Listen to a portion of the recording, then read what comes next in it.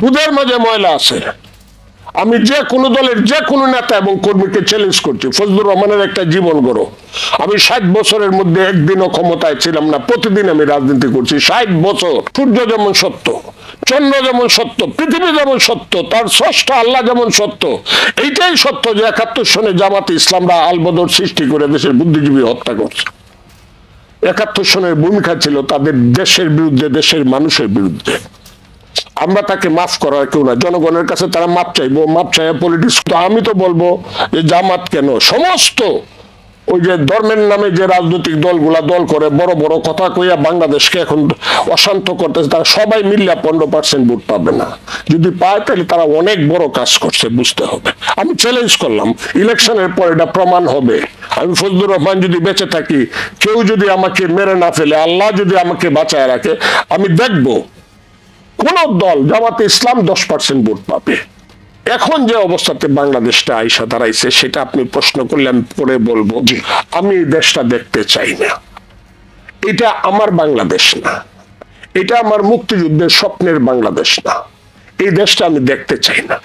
না, কিন্তু অভ্যুত্থান যে হয়েছে সেটি তো একটি আশা জাগানিয়া বিষয়। অন্তত আমরা আমি আপনাকে বলি, আমি কয়েকদিন আগে একজন মৌলানা সাহেব আসলেন, আইসা আমার সালাম দিয়ে বললেন, ও বা আপনার নাম কি? বা ফজলুর রহমান নি। আমি মনে করলাম লোকটা সিলেটি। আমাকে যে হুজুর, আমার নাম ফজলুর রহমান। উনি তখন বলল যে আপনারা তো বা খুবই 5ই আগস্টে কইলেন যে খুব ভালো কাম করছেন, কিন্তু আপনারা বা একটা প্রশ্ন করতে চাই, ফেসিস্ট বেশি খারাপ ইসলামের দৃষ্টিতে না মুনাফেক বেশি খারাপ? খারাপ হিসাবে কোনটা বেশি? এই প্রশ্নটা কিন্তু 5ই আগস্টের আন্দোলনের ব্যাপারে অলরেডি উঠে গেছে এবং ইতিহাসে উঠবে। তারা যে কথা কয়ে মানুষকে রাজপথে নামাইছে আর এখন যে দিকে তারা মানুষকে নিতে চাচ্ছে, এই দুইটা জিনিস কিন্তু far far far far difference. এটার সঙ্গে 5ই আগস্টের চেতনার বা ওই যে পূর্ব গগনে সূর্য উঠেছে রক্ত লাল, বা ওই তীরহারাই ঢেউয়ের সাগর পারি জীবনে, দেশটা তোর বাপের নাকি, এই যে গানগুলো, অথবা কবিতার যে সেই লাইন, বলো বীর বলো উন্নত মম শির শির নেহরে, ওই যে লাইন। এবং আমি শুনছি পিছনে আবার আবার কিছু কিছু বাজাইছে, এবারের সংগ্রাম আমাদের মুক্তির সংগ্রাম, এবারের সংগ্রাম স্বাধীনতার সংগ্রাম। এইটার সঙ্গে এখন যে শহীদ মিনারে একটি ছেলে বক্তৃতা করে বলে, সমন্বয়কদের প্রধান নেতা বক্তৃতা করে বলে যে আন্দোলনের ভ্যানগার্ড হইল ইসলামী ছাত্র শিবির, দুইটার মধ্যে আমার কাছে মিল খায় না। আমার কাছে মনে হয় আমি যেন একটা ব্লাফ খাইছি। আমার এই 77 বছরের জীবনে আমি যেন একটা ব্লাফ খাইলাম এই আন্দোলনে। ওনারা যা করতে চায়, মুক্তিযুদ্ধ রাখবো না, 47 হলে ওনাদের কাছে মুক্তিযুদ্ধ, আর 24 এখানে 71 তাদের কাছে বাতুলতা। It is a separation war. আমি দেখলাম একটা ছেলে ইংরেজিতে বললো, এটা it is a separation war, war of separation. দুই ভাইয়ে ভাইয়ে বাড়ি নিয়ে ভাগাভাগি হয়েছে। এটা হলো তাদের কাছে 71-এর মুখে, এটাও থাকবে, তবে 24 আর 47 থাকবে। এই যে মুক্তিযুদ্ধ, এটা আমি পরে বলবো, ওই 71-এর মুক্তিযুদ্ধকে বাদ দিলে, একটা বাচ্চাকে রেখে তার মাকে যেমন বাদ দেওয়া, নির্বাসনে পাঠাইয়া দেওয়া, বাচ্চাটা বাঁচবে না, ঠিক তেমনি মুক্তিযুদ্ধ হলো বাংলাদেশের মা। মুক্তিযুদ্ধের পেট ছিঁড়েই বাংলাদেশ হয়েছে। যুদ্ধ করছি আমি, রক্তাক্ত হয়েছি, বাগনাটা পাশে থেকে পড়ে গেছে, লাভ পারে উঠে কইছে, মামা চলে গেলাম, মারে তুমি দেখো, মা পাগল হয়ে মরছে, সেই তো মুক্তিযুদ্ধ। আমার সেই বাগনার রক্ত বৃথা গেছে। আমার কথাটা খুব ক্লিয়ার। আজকে আমি ভয় পাই না, কিন্তু আমি দিতে চাই না। ভাগনা কোন স্লোগানটা মুখে নিয়ে মারা গেছে সেটা আমি জানি, সেটা বলতে চাই না। আজকে বাংলাদেশে সবকিছু যেন এখন যে ধরনের কথা হয়, অবাক কাণ্ড। একটা দল বলতেছে এখন আইসা, এখন তো দেখি সবকিছু তাদের জন্য এই দেশটা সৃষ্টি হয়েছে। তারা বলতেছে সেনাবাহিনী দেশপ্রেমিক, আর আমরা হইলাম দল হিসাবে দেশপ্রেমিক। এর চেয়ে তো আমার মরণ ভালো।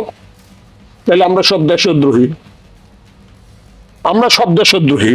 আমি ফজলুর রহমান জীবনে দুধের মাঝে ময়লা আছে। আমি যে কোনো দলের যে কোনো নেতা এবং কর্মীকে চ্যালেঞ্জ করছি, ফজলুর রহমানের একটা জীবন গড়ো।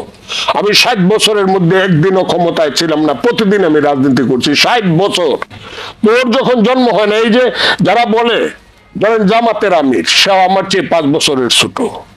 আমি যখন সিলেটে গেছি দেখছি মান্নার পাশে পাশে সে দৌড়ায়, জাসদের কর্মী সে তখন বৈজ্ঞানিক সমাজতন্ত্রের স্লোগান দেয়। কাজে সে যখন বলে বা তারা উনি যখন বলেন বা তারা যখন বলেন তারাই দেশপ্রেমিক, আর আমরা কি দেশদ্রোহী নাকি? এই দেশ কি তাদের কি ভূমিকা ছিল? তাদের ভূমিকা তো ছিল, এখন অস্বীকার করতে পারে তারা, কিন্তু সূর্য যেমন সত্য, চন্দ্র যেমন সত্য, পৃথিবী যেমন সত্য, তার স্রষ্টা আল্লাহ যেমন সত্য, এইটাই সত্য যে 71 সনে জামাতে ইসলামরা আলবদর সৃষ্টি করে দেশের বুদ্ধিজীবী হত্যা করছে। 71 সনের ভূমিকা ছিল তাদের দেশের বিরুদ্ধে, দেশের মানুষের বিরুদ্ধে। আমরা তাকে মাফ করার কেউ না, জনগণের কাছে তারা মাপ চাইবো, মাপ চাইয়া পলিটিক্স করবো। আমার যেন মনে হয়েছিল সেই শুভ পথেই জামাত ইসলাম যাইতেছে, কিন্তু আমার কাছে মনে হয়েছে না, তারা অন্ধকারে থাকতেই বেশি ভালোবাসে, নিজেরা সবকিছু দখল। এটা তো কোনো কথা না। বিএনপি কাঁধে চড়ে তারা 20টা বছর, 25টা বছর, 30টা বছর বিএনপি কাঁধে চড়ে তারা নিজেদেরকে সংগঠিত করছে, নিজেদেরকে সেফ করছে, নিজেদেরকে আড়াল করছে। একটু ক্ষমতা পাওয়ার সঙ্গে সঙ্গে বিএনপি কে কথা বলতে শুরু করলো, 2 সাপের 1 বিষ, নৌকার ধানের শীষ। আমরা 1 লুটেরার বদলে আর 1 লুটেরা চাই না, আমরা হয়ে গেলাম লুটেরা, বিএনপির আমরা লুটেরা হয়ে গেলাম। আর তোমরা যারা ব্যাংক দখল করলা, যারা বিশ্ববিদ্যালয় দখল করলা, তারা হয়ে গেল বাংলাদেশের সবচেয়ে দেশপ্রেমিক। আমি সেই জায়গাতে আছি। এখন তারা বলে তাদের তো স্যাক্রিফাইস আছে, বিশেষ করে এই গত 15 বছরের বিষয়ে। কোনটা? গত 15 বছরে হ্যাঁ, রাজনীতির বিভিন্ন জায়গায় আন্দোলন সংগ্রামে তাদের অনেক ত্যাগ তিতিক্ষা রয়েছে, সেই কথা বলা হয়ে থাকে। আমি তাদেরকে সম্মান জানাই।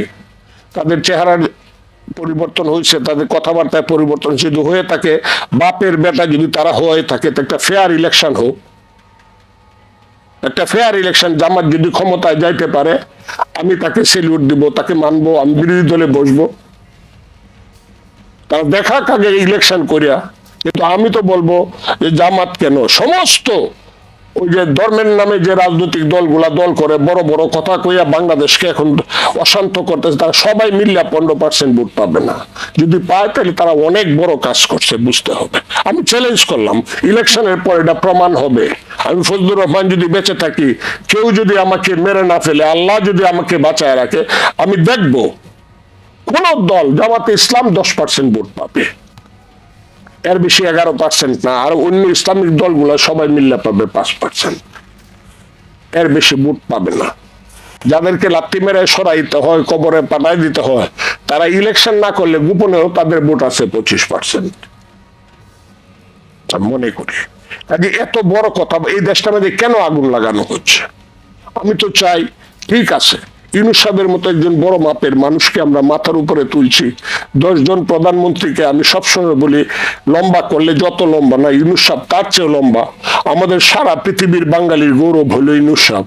উনি কেন ক্ষমতায় থাকার জন্য ক্ষমতাকে কলঙ্কিত করবেন, নিজেকে কলঙ্কিত করবেন? ক্ষমতাকে কেন উনি বিনা নির্বাচনে দীর্ঘায়িত করবেন? উনি ইলেকশন দিয়ে দেওয়া দরকার, ম্যাক্সিমাম 6 মাস, এর চেয়ে বলি সর্বোচ্চ 1 বছর। আমি নির্বাচন এর প্রসঙ্গে মধ্যে আসবো 25 আচ্ছা, পরে আসেন আপনি। আরো নির্বাচন প্রসঙ্গে আসবো। আমি একটু শুনে আসি, আমাদের সাথে ইলিয়াস খান রয়েছেন। ইলিয়াস খান, আমরা আমার ভাইকে আমার ধন্যবাদ, আমি ভুল করছি, ইলিয়াস ভাইকে আমার ওনাকে চিনি, he is a very good journalist. আপনি চমৎকার বলেছেন, আমরা অনেক ইতিহাস জানলাম।